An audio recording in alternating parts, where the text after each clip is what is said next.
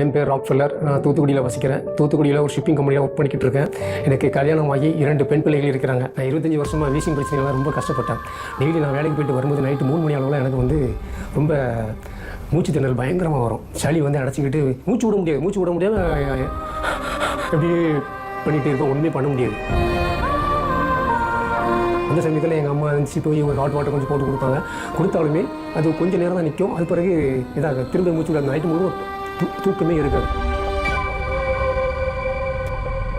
இந்த பிரச்சனை ஒரு நாள் இல்லை, டெய்லி இந்த பிரச்சனை வந்துக்கிட்டே இருக்கும். ரொம்ப நாளாக கஷ்டப்பட்டுக்கிட்டே இருந்தேன் நானும். குளிர்காலம் வந்தாலே நான் வெளியே போனாலே இந்த குளிர்ந்த காற்று என் காத்துக்குள்ளே போன உடனே எனக்கு சளி பிடிச்சிட்டு உடனே வீசிங் வந்துடும். அந்த சமயத்தில் உனக்கு ரொம்ப கஷ்டமாக இருக்கும். வெளியிடங்களுக்கும் சரியாக என்னால் போகவும் முடியாது, வரவும் முடியாது. என் கையில் எப்போவுமே பஃப் இருக்கும். இந்த வீசிங் வரும்போதெல்லாம் நான் அதை அடிச்சுக்கிட்டே இருப்பேன். நான் ஆசைப்பட்டது எதுவுமே என்னால் சாப்பிட முடியாது. நான் ஒரு மோர் சாப்பிட்டாலும் சரி, தயிர் சாப்பிட்டு இருந்தாலும் சரி, ஐஸ்கிரீம் சாப்பிட்டு இருந்தாலும் சரி, எந்த ஐட்டங்களும் என்னால் சாப்பிட முடியாது. குளிர்ந்த ஆகாரங்கள் எதுவுமே என்னால் சாப்பிட முடியாது. எனக்கு இந்த வீசிங் ப்ராப்ளம் இருக்கிறதுனால எப்போவுமே நான் சோர்வாக தான் இருப்பேன். எனக்கு ஆக்டிவாக இருக்க முடியாது. மற்றவங்கள மாதிரி ஆக்டிவாக வேலை செய்யணும் கொள்ளணும். நான் கொஞ்சம் வேலை பார்த்தாலுமே எனக்கு வீசிங் ஒரு மாதிரி வந்துடும், இழப்பு மாதிரி வந்துடும். ஒன்றும் பண்ண முடியாது. அப்படியே விட்டுருவேன். எந்த வேலையை எடுத்தாலும் டக்குன்னு அப்படியே விட்டுருவேன். ரெண்டாவது ஃபேனுக்கு நேராக படுக்கவே முடியாது என்னால். ஃபேனுக்கு நேராக படுத்தேன்னா அது இம்மிடியேட்டாக எனக்கு இந்த வீசிங் இம்மிடியேட்டாக எனக்கு வந்துடும். ரொம்ப வேகமாக நடந்தால் வீசிங் வந்துடும். எனக்கு நடக்கணும்னா ரொம்ப ஸ்லோவாக ஸ்டெப் பை ஸ்டெப்பாக நடக்கணும். நடந்தால் தான் இது பண்ண முடியும். இந்த பிரச்சனைக்காக நான் மருத்துவரை போய் பார்த்தேன். அவரை போய் பார்க்கும்போது அவர் சொன்னால் இந்த வீசிங் பிரச்சனை லைஃப் லாங்காக தான் இருக்கும்.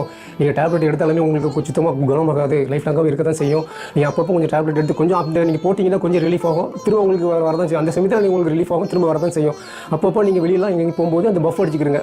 வரலாம் பஃப் அடிச்சுக்கிட்டிங்கன்னா கொஞ்சம் உங்களுக்கு கொஞ்சம் ரிலீஃப் கிடைக்கும். இதை வச்சு தான் நீங்கள் ஃபுல்லாகவே இருக்க முடியும். இந்த வீசிங் வந்ததுல உயிரோடு இருப்போமோ இருக்க மாட்டோமோ அப்படியே ஒரு கவலை வேறு எனக்கு அதிகமாக இருக்கும். வேதனை அதிகமாக இருக்கும். எனக்கு இது அடிக்கடி வந்துக்கிட்டே இருக்கு. இதுக்கு ஒரு தீர்வு கிடையாதா அப்படின்னு நான் எப்போ பார்த்தாலுமே நான் யோசிச்சுக்கிட்டே இருப்பேன்.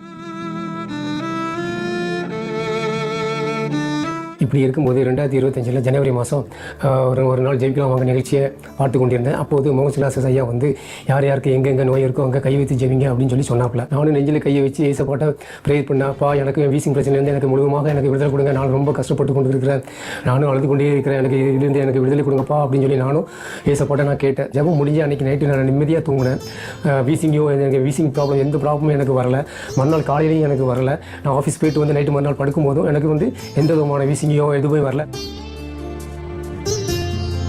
ஐஸ்கிரீம் சாப்பிட்டு பார்த்தேன், குளிர்ந்த தண்ணி குடிச்சு பார்த்தேன், எல்லா குளிர்ந்த பானங்களும் குடிச்சு பார்த்தேன். எனக்கு வீசிங் வரவே இல்லைங்க. ஏசப்பா கிருபையினால எனக்கு இப்போ எந்த விதமான வீசிங் பிரச்சனையோ எதுவும் கிடையாது. நான் இப்போ மாத்திரை எடுக்கிறது கிடையாது, பஃப் அடிக்கிறது கிடையாது, எதுவுமே நான் அடிக்கிறது கிடையாது. நல்லா வேகமாக ஓடுவேன், எக்ஸசைஸும் நல்லா பண்ணுவேன். முன்னாடி நான் எக்ஸசைஸ் பண்ணும்போது எனக்கு இந்த வீசிங் பிரச்சனைலாம் வரும். இப்போ எனக்கு எதுவுமே வரது கிடையாது. நல்ல ஸ்பீடாக நடப்பேன்.